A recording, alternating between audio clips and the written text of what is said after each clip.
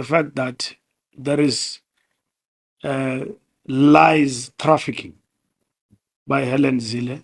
And if we don't respond to that, it then becomes a fact in the minds of our people.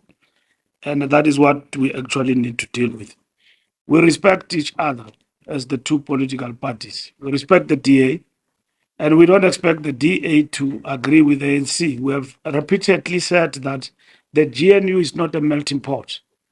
And I'm repeating it even now, that the DA can campaign against certain policies and will want to use the GNU arrangement to reverse transformation in our country. We knew that attempt will be made, but it will be resisted. And that resistance is reflected in what you characterize as passion. It's not passion, it's what the ANC is. And in this particular instance, we have recognized that we didn't lose power. We didn't lose power. We were reduced in our majority to the largest party, not with overwhelming majority. And in doing so, we prioritize South Africa first. And prioritizing South Africa first, you work with everyone in the recognition of the fact that you can work with the DA, but it does not mean you can be a prisoner of DA. So we chose a model that works for everybody. Come to the party. And the fact of the matter is that in that model, the DA and the ANC are dominant political parties. It is the ANC followed by the DA in that particular arrangement, and all other political parties. And that's what we need to understand. We've got no arrangement with Malema in terms of the GNU, and there's no discussion between us and the EFF. Neither are we entertaining their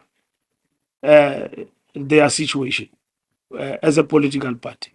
So it's them and only them who understand themselves better. So we are not there. They can speak for themselves about what they want and what they don't want. We last had a discussion with Malema when we were exploring and when we were discussing, when Floyd was still there, about GNU and so on. So we don't have any discussions with the EFF about this country and its future at the present moment. So that's it. Zuma have appealed. The matter is in the NDCA, and we leave it there. So once the NDCA finalizes its processes and Zuma's appeal, they will inform us accordingly in terms of the argument, whether or not he wins or not. And so in our books, I repeat, Zuma is expelled. He's not a member of the ANC. He has appealed that decision. So in our books, he's not our member. He's expelled. SABC, whether DA can go, it is informed by this Sabelo, that Samkele, that we did not negotiate with everybody with a cap in the hand. We negotiated honestly and openly, and we informed South Africans. Helen Zille is peddling a false narrative, for instance, that the President Ramaphosa is indebted to the DA for protecting him from the EFF and MK party. Here is the truth.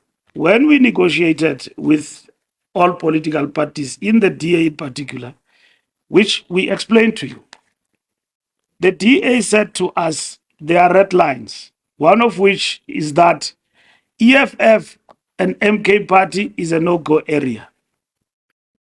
That's what the Helen Zille said to us, not us saying it to her. Helen Zille said to us there are red lines. What are the red lines? EFF and MK party.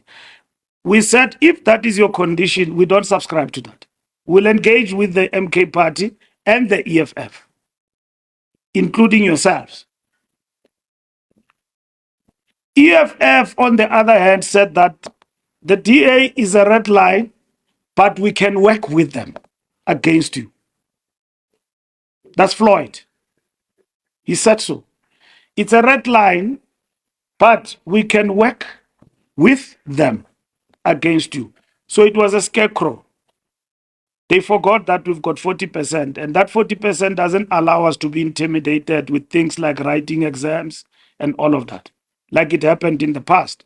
So we said, go away with your scarecrow. Let's sit down and talk.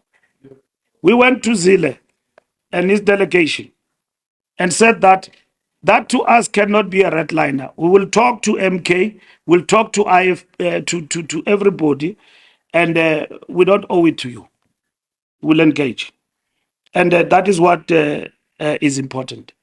Now, Helen Zille says that if business had their own fears post the elections about the possible ANC, EFF, MK party alliance, it's their fears.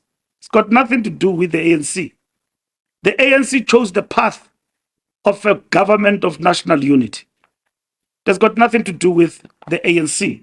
And peddling those lies and trafficking them fast and furious, like Zille is doing, it becomes a fact in the mindset of the people. Like others have been peddling lies that we had a deal with the DA, where there is a deal, this thing is a pact, and all of that. There is no such. There is no such. We engaged, informed by our own perspective. That said to us that we are in this situation where we did not win overwhelming majority. What are the options before us? And we chose the government of national unity. Do we love the government of national unity or any other model that we came across in terms of our own discussion? We don't.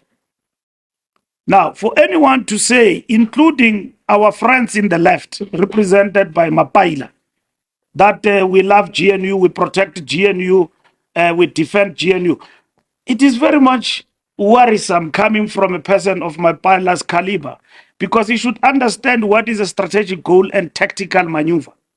He must argue in that tactical maneuver, as he would have argued, that he doesn't think that DA must constitute that. It's another debate.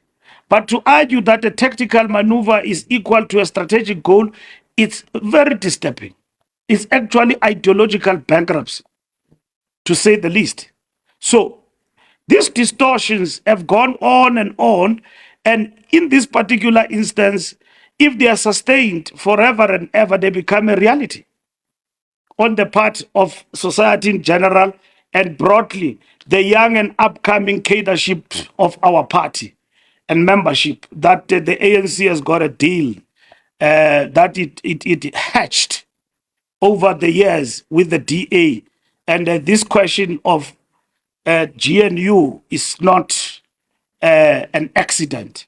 It is something that has been hashed over time, which again, it must be rebutted, because it's a matter that was argued thoroughly, informed by our own perspectives, and we came to this particular conclusion. Now, to equate GNU to the same level as thinking that GNU is the beginning and the end, we love it with passion, and then that is it. No, it's incorrect. We have said GNU can stand, and we believe that others whom are fellow travelers in this GNU, they will decide at some point to get away of it, as it would have happened even in the transitional period in our country. At some point, the National Party did not go with us all the way. If the DA Samkelo decide tonight or tomorrow they want to leave, we can't stop them, because they came here maybe with high expectations that they will run over the ANC, and then we will forsake our